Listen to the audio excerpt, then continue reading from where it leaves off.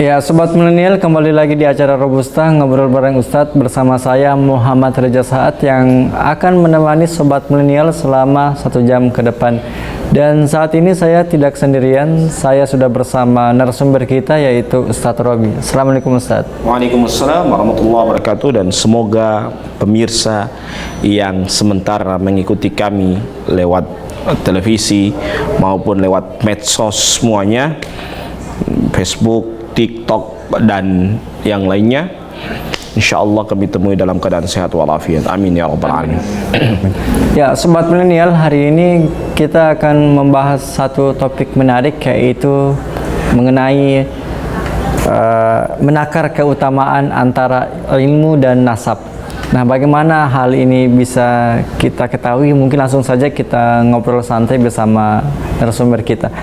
Ya, Ustaz, bagaimana motivasi Islam terhadap pentingnya menuntut ilmu terlebih dahulu, Ustaz? Mungkin bisa dijelaskan sedikit. Taib. Rasulullah SAW bersabda dalam sebuah hadisnya bahwa man salaka tariqan yaltamisu fihi ilman sahalallahu lahu bihi tariqan ilal jannah. Barang siapa yang menempuh jalan, di mana dia menempuh jalan itu untuk mengambil ilmu agama, mengambil ilmu secara umum, ya, ilmu yang bermanfaat jelas, tapi ilmu bermanfaat yang diridhoi oleh Allah, karena dukun juga ilmunya bermanfaat, ya, tapi tidak diridhoi oleh Allah. Man salaka tariqan yaltamisu fihi ilman sahalallahu lahu bihi tariqan ilal jannah. Barang siapa yang menempuh jalan, dia menempuh jalan itu untuk menuntut ilmu, maka Allah akan mudahkan baginya jalan menuju surga. Ya, ini menunjukkan bahwa betapa pentingnya kita untuk menuntut ilmu agama, betapa pentingnya kita mengambil ilmu agama, karena ilmu agama itu adalah warisan para nabi, warisan yang sangat berharga pada nabi. Faman akhadahu akhadha bihadzin wafir. Barang siapa yang mengambil warisan tersebut, sungguh dia mengambil warisan yang sangat besar. Baik, Ustaz. Nah, ada wacana dikotomi ilmu, Ustaz, yaitu antara ilmu umum dan ilmu agama. Nah, ini bagaimana pandangan Ustaz? Iya, sebenarnya tinggal dipetakan, jangan dikotomikan, tapi dipetakan. Kadangkala walaupun dia ilmu umum yang sifatnya atau hukumnya adalah fardu kifayah, menjadi wajib kalau di tempat itu tidak ada orang yang mengetahui ilmu itu. Contoh misalnya dokter, kalau di tempat itu tidak ada dokter, maka dia wajib untuk jadi dokter. Orang di sekitar situ wajib untuk jadi dokter. Karena apa? Itu adalah sebuah kebutuhan kita. Iya kan? Ya. Kalau ilmu agama memang hukumnya wajib. Karena apa? Karena dia berkaitan dengan kemaslahatan, kebaikan di dunia dan di akhirat. Tapi kalau ilmu umum, walaupun dia bersifat umum, walaupun hukumnya asalnya adalah fardu kifayah, namun ketika di daerah itu tidak ada dokter misalnya, tidak ada hal-hal ilmu-ilmu yang bermanfaat untuk masyarakat itu, dan tidak ada satu orang pun yang menguasai ilmu itu, maka walaupun hukum asalnya adalah fardu kifayah, menjadi fardu ain. Karena apa? Karena tidak ada orang di situ yang menguasai ilmu tersebut. Ya, jadi jangan dikotomikan, tapi cukup dia dijadikan sebagai apa? Sebagai dipetakan, ya, pemetaan saja. Baik, Ustaz. Nah, Ustaz, berilmu itu adalah pilihan misalnya. Nah, tetapi lahir dari jalur nasab yang mulia, yaitu takdir. Nah, mungkinkah orang memiliki nasab mulia, memiliki posisi mulia dari orang yang berilmu? Kalau dia punya nasab yang mulia ditambah dengan ilmu, itu luar biasa. Tapi kalau orang yang tidak sisi dia tidak bukan dari nasab orang-orang yang mulia, dia bisa cari kemuliaan lewat apa? Lewat ilmu. Kalau dia punya nasab mulia kemudian dia berilmu, luar biasa itu. Tapi kalau misalnya kalau dia tidak punya nasab yang baik, cukup dia mencari kemuliaan dengan apa? Dengan mengambil ilmu. Kemuliaannya lewat ilmu. Ya, karena ilmu itu adalah cahaya. Ilmu itu adalah tuntunan. Karena agama itu adalah tuntunan, bukan tontonan. Ya. Agama itu adalah membimbing kita ke jalan yang benar. Agama itu adalah ilmu, dan ilmu itu adalah senantiasa menuntun kita ke jalan kebaikan. Itulah ilmu. Tayyib. Nah, bolehkah nasab mulia dan ilmu menjadi sumber kebanggaan dari diri sendiri? Nasab itu dan ilmu itu tidak boleh dijadikan sebagai kebanggaan. Ya, kata Rasulullah SAW dalam sebuah hadisnya, "Thalathun min amril jahiliyah." Ada 3 termasuk perkara jahiliyah. Di antaranya apa? Tafakhur fil ansab. Ya, orang yang berbangga-bangga dengan nasabnya, berbangga-bangga dengan keturunannya. Ya, lihat iblis. Kenapa iblis itu dilempar ke dalam neraka? Karena apa? Dia merasa lebih baik. Ana khairum minhu, khalaqtani min nar wa khalaqtahu min tin. Saya lebih baik daripada Nabi Adam. Saya diciptakan dari api sementara Nabi Adam dari tanah.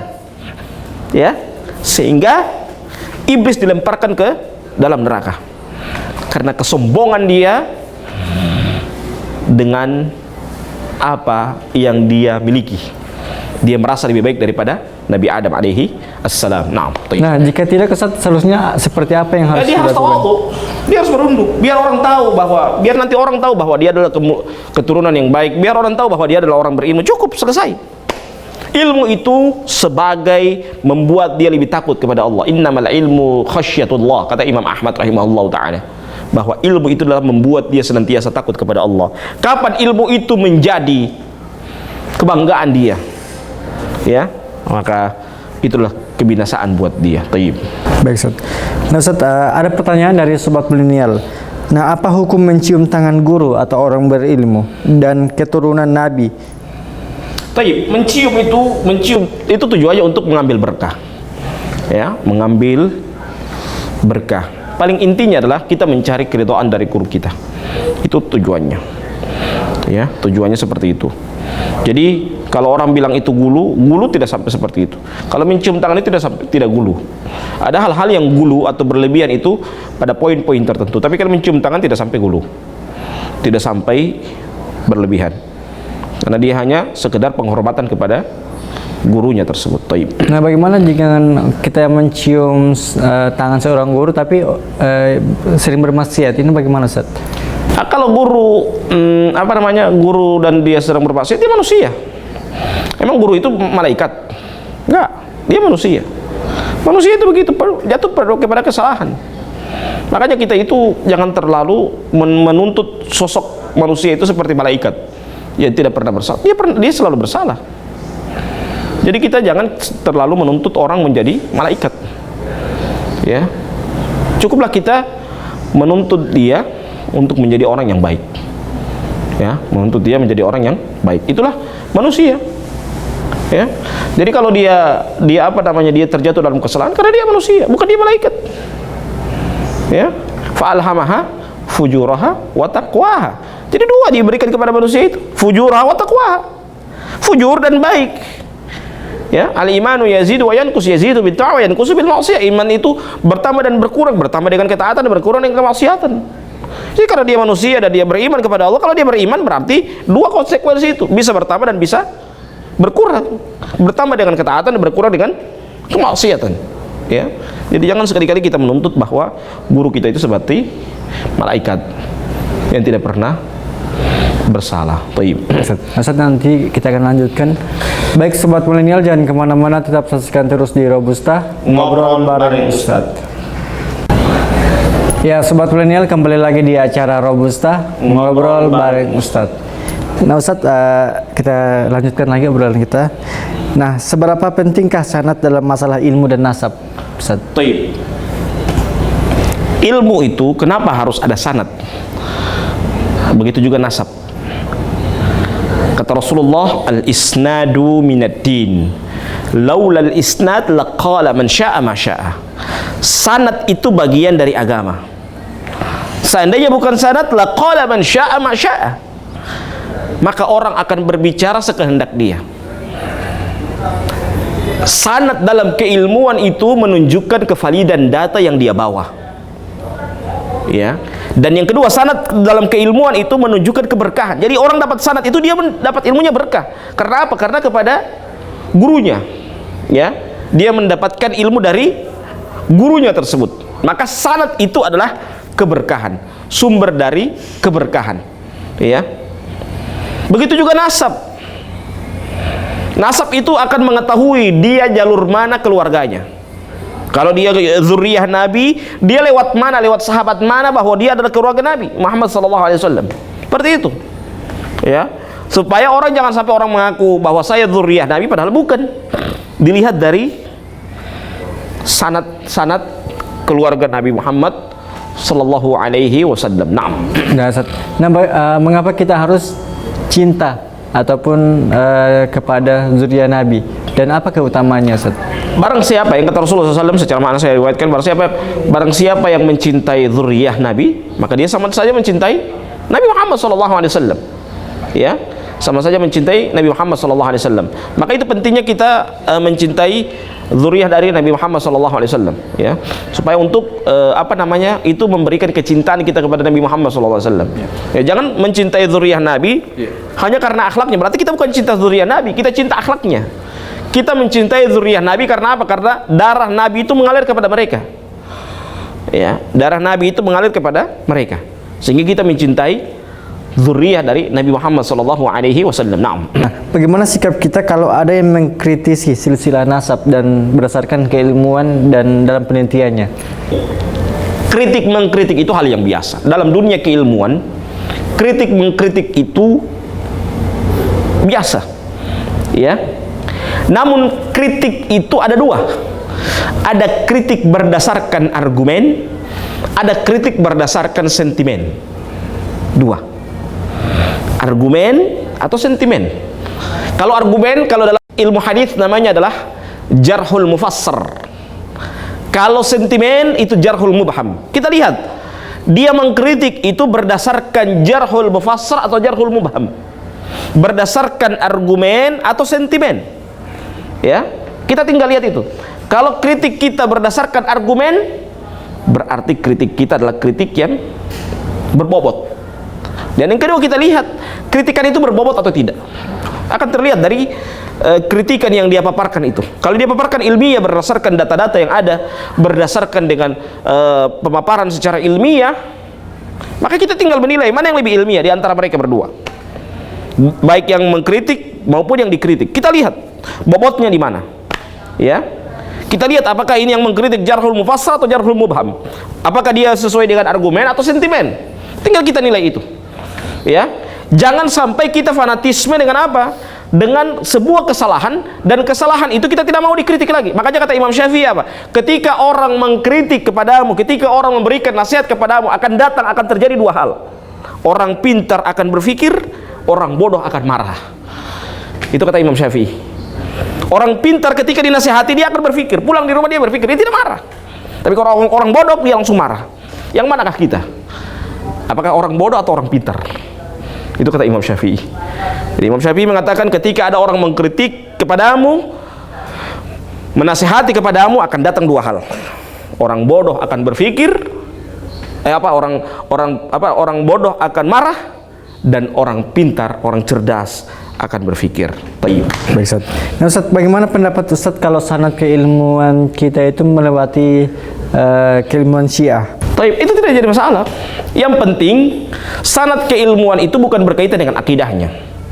Ya, bukan berkaitan dengan akidahnya. Jadi semua orang bisa lewat jalur siapapun, tidak jadi masalah. Yang penting, sekali lagi, jalur yang melewati mereka itu bukan yang berkaitan dengan inhiraf, berkaitan dengan penyimpangan. Kalau masalah fikih lewat kepada Syiah, tidak ada masalah. Yang penting bukan berkaitan dengan penyimpangan mereka, bukan berkaitan dengan keburukan mereka, tidak. Seperti itu. Baik, Ustaz. Nah, Ustaz, bagaimana kita kalau misalnya kita membanggakan sanad keilmuan kita dan mencela sanad orang lain atau keilmuan orang lain, itu bagaimana, Ustaz? Taib. Kalau kita membanggakan itu tujuannya apa dulu? Karena orang membanggakan itu dua. Yang pertama, dia membangga itu karena memaparkan lil bayan, untuk menjelaskan bahwa keturunan saya ini lewat garis ini. Ya, dia bukan untuk berbangga-bangga. Yang kedua, ini yang tercela, dia berbangga-bangga bahwa nasab saya lewat sini, saya keturunan Nabi, ente harus hormati kepada saya. Itu berbangga-bangga. Itu namanya tafakhur fil ansab. Yang sebagaimana kata hadis Rasulullah SAW, salasun min amril jahiliyah. Ada 3 perkara jahiliyah. Di antaranya adalah tafakhur fil ansab. Dia berbangga-bangga dengan nasabnya tersebut. Kalau dia dzurriyyah Nabi, oke, thayyib, kita tetap hormati mereka, ya, kita hormati mereka, kita hormati kedudukan mereka karena mereka adalah dzurriyyah Nabi, ya, dengan tanpa juga orang itu membangga-banggakan bahwa saya dzurriyyah Nabi yang wajib ente hormati saya. Tidak seperti itu. Thayyib. Baik, Ustaz. Ustaz, nanti akan kita lanjutkan lagi. Ya, Sobat Milenial, jangan kemana-mana, tetap saksikan terus di Robusta Ngobrol bareng Ustadz. Ya, Sobat Milenial, kembali lagi di acara Robusta Ngobrol bareng Ustadz. Nah, Ustadz, ada pertanyaan dari Sobat Milenial, apakah mengkritisi pendapat ahlul ilmi dan zuriyah Nabi sama saja menghinakan mereka? Kita lihat mengkritik itu dari sisi apa, ya. Makanya ada buku kitab namanya Al-Farqu Bainat Tahdhir wa Ta'yir, perbedaan antara mengkritik dan mencela, ya, mengkritik dan mencela. Kritik itu ilmiah, argumen. Celaan itu pribadi, menyerang pribadi. Itu beda. Kalau kritikannya dia menyerang pribadi, ada orang yang begitu. Dia asik-asik dialog, terakhir dia menyerang pribadi. Oh, saya tahu ente PAI, Pak. Oh, berarti dia bukan pengkritik ini. Dia sudah sentimen. Karena kalau dia mengkritik itu harusnya argumen. Beda dengan orang yang sentimen. Dia dialog, kita bahas A, biasanya kita bahas tentang poligami, kita bahas tentang nasab. Dia sudah menyerang pribadi. Oh, kita tahu ente PAI, kita tahu ente. Oh, berarti itu sudah tataran sentimen. Karena apa? Dia sudah lari dari pembahasan yang kita bahas. Dia sudah masuk ke ranah pribadi, ranah aib orang. Ya, itu yang tidak dibenarkan dalam Islam seperti itu. Bagaimana kita menyikapi hal tersebut, Ustaz, yang sebagai orang ini, anak muda khususnya? Ya, kita lihat, kita harus pandai menilai. Kita menilai, dia melihat, dia mengkritik itu apa yang dia serang. Dia membahas argumennya atau membahas personnya. Kalau dia membahas personnya, membahas aib orang, berarti dia mengajak orang untuk sentimen kepada orang itu. Ya, maka hal itu jangan kita dekati orang-orang seperti itu. Karena kritikannya bukan lagi berdasarkan argumen, tapi berdasarkan sentimen. Taib. Nah, Ustaz, berhubung kita sudah berada di penghujung waktu, Ustaz, mungkin dari Ustaz ada pesan untuk Sobat Milenial. Taib. Pesan saya yang pertama kepada Sobat Milenial, kalau mengambil ilmu usahakan tahu dari mana sanad keilmuannya, dari mana keilmuan itu dia dapatkan. Karena kata Ibnu Sirin, inna hadzal ilma ad-din fanzuru amman ta'khuduna dinakum. Agama, ilmu agama itu bagian dari apa? Ilmu itu bagian dari agama. Maka lihatlah kepada siapa dia mengambil ilmu agama. Itu yang pertama. Yang kedua, berkaitan dengan nasab, ya, hati-hatilah kita dalam mencela nasab, karena kita harus pandai-pandai melihat, menilai. Karena ingat bahwa luhumul ulama masmumah, daging para ulama itu beracun. Jangan sampai kita ikut-ikutan mencela sementara kita tidak memiliki ilmu di dalamnya. Dan yang ketiga, hormati para ulama, hormati dzurriyyah Nabi, karena dari situlah kita akan mendapatkan keberkahan ilmu kita dan keberkahan hidup kita. Nah, saya ucapkan terima kasih kepada Ustaz.